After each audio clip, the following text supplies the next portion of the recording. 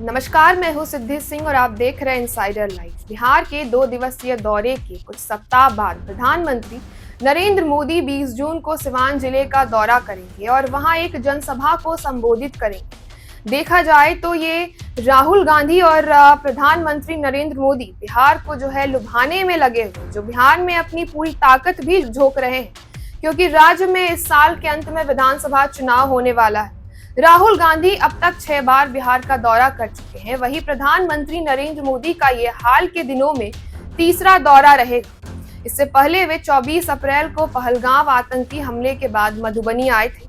इसके बाद पाकिस्तान स्थित आतंकी ठिकानों पर ऑपरेशन सिंदूर के तहत भारत के जवाबी हमले के बाद वे 29 और 30 मई को पटना और रोहतास के विक्रमगंज पहुंचे थे।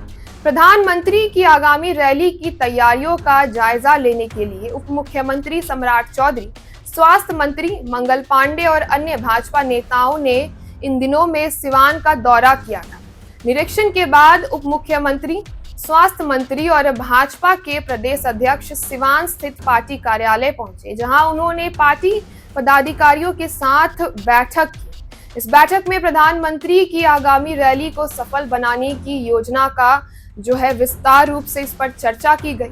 नेताओं ने कार्यकर्ताओं से कहा कि वे घर घर जाकर के लोगों को इस ऐतिहासिक कार्यक्रम में शामिल होने के लिए आमंत्रित करें और ज्यादा से ज्यादा भीड़ जुटाने का भी प्रयास करें। 9 जून को एनडीए की एक अहम बैठक भी बुलाई गई है, जिससे आगे की रणनीति और कार्यक्रम की रूपरेखा तय की जा सके।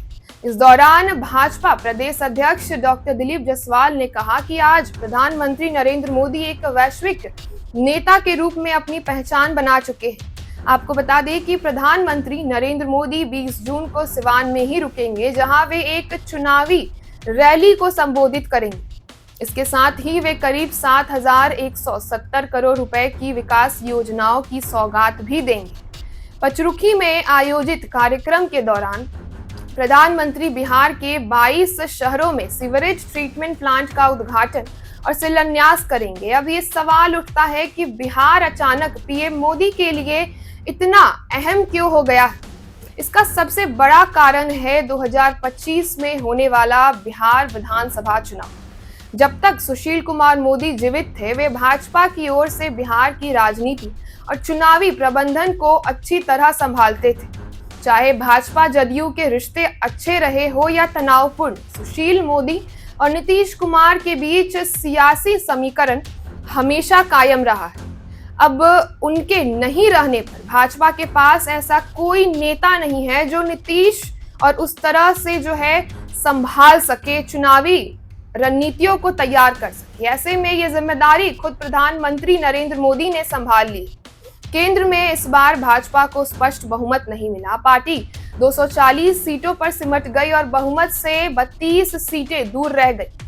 सरकार बनाने के लिए उसे जदयू की 12 सीटों की जरूरत पड़ी। नीतीश कुमार ने इस मौके पर भाजपा का साथ नहीं छोड़ा और गठबंधन के लिहाज से एक अहम बात भी हो जाती है। अब भाजपा की कोशिश ये है कि बिहार विधानसभा चुनाव में वे लोकसभा में गवाए और नुकसान की जो है वो भरपाई कर सके और एनडीए के किसी भी घटक को कम सीटें मिलने में जो होने वाली परेशानी है उसे बचा जा सके। इस वजह से मोदी खुद बिहार के चुनावी मैदान में सक्रिय है। बात करें हम 2020 के विधानसभा चुनाव की, तो चिराग पासवान ने जदयू को तकरीबन 30 सीटों का नुकसान पहुंचाया था, जिसके चलते नीतीश कुमार ने बाद में महागठबंधन का दामन थाम लिया था। लेकिन इस बार माहौल बदला हुआ है। चिराग अब नीतीश की खुलेआम तारीफ करते हुए दिखाई देते हैं, जिसे पीएम मोदी की रणनीति का हिस्सा माना जा रहा है। एनडीए में किसी भी दल को हुए नुकसान का असर पूरे गठबंधन पर पड़ सकता है। इसीलिए प्रधानमंत्री की कोशिश ये है कि इस बार कोई टकराव या भ्रम की स्थिति न बने। कुल मिलाकर के बिहार अब प्रधानमंत्री मोदी के लिए सिर्फ एक राज्य नहीं, बल्कि लोकसभा के बाद अगला बड़ा रण क्षेत्र बन गया है। यूं ही नहीं कहा जाता कि दिल्ली का रास्ता यूपी बिहार से होकर के गुजरता है। तो ऐसे तमाम खबरों के लिए आप जुड़े रहिए हमसे और देखते रहिए इनसाइडर लाइव।